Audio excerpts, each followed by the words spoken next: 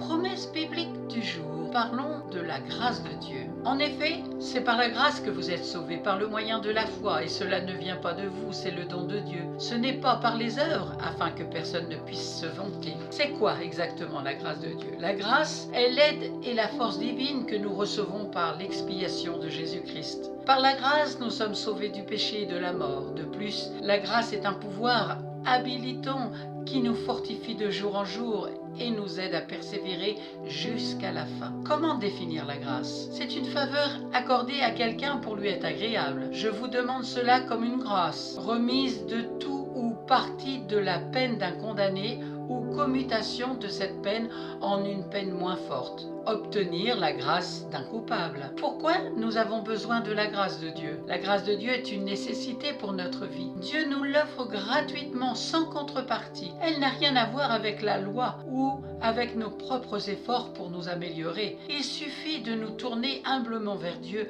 reconnaissant notre besoin de lui. Quels sont les effets de la grâce? Elle agit où finit l'homme. Elle le trouve mort dans ses fautes et ses péchés. Et elle ni n'excuse le péché, elle l'ôte. Et elle apporte autre chose, qui est la connaissance même du vrai Dieu en Jésus-Christ, c'est-à-dire la vie éternelle. Jean, chapitre 17, verset 3. Je dis, qu'est-ce que l'homme pour que tu te souviennes de lui, et le Fils de l'homme pour que tu prennes soin de lui? Psaume, chapitre 8, verset 5. En effet, la grâce de Dieu, source de salut pour tous les hommes, a été révélée. Elle nous enseigne à renoncer à un mode de vie impie et aux convoitises de ce monde, et à vivre dans le temps pressant conformément à la sagesse, la justice et la piété. Tite, chapitre 2, versets 11 et 12. Tous sont péchés et sont privés de la gloire de Dieu. Et ils sont gratuitement déclarés justes par sa grâce, par le moyen de la libération qui se trouve en Jésus-Christ. Romains chapitre 3, versets 23 à 24. Par la grâce qui m'a été donnée, je dis à chacun de vous de ne pas avoir une trop haute opinion de lui-même, mais de garder des sentiments modestes, chacun selon la mesure de foi que Dieu lui a donnée. Romains chapitre 12, verset 3. En effet, je pardonnerai leurs injustices et je ne me souviendrai plus de leurs péchés, ni de leurs fautes. Hébreux chapitre 8, verset 12. C'est pourquoi, tenez votre intelligence en éveil, soyez sobre et mettez toute votre espérance dans la grâce qui vous sera apportée lorsque Jésus-Christ apparaîtra. 1 Pierre chapitre 1, verset 13. Mais grandissez dans la grâce et dans la connaissance de notre Seigneur et Sauveur Jésus-Christ.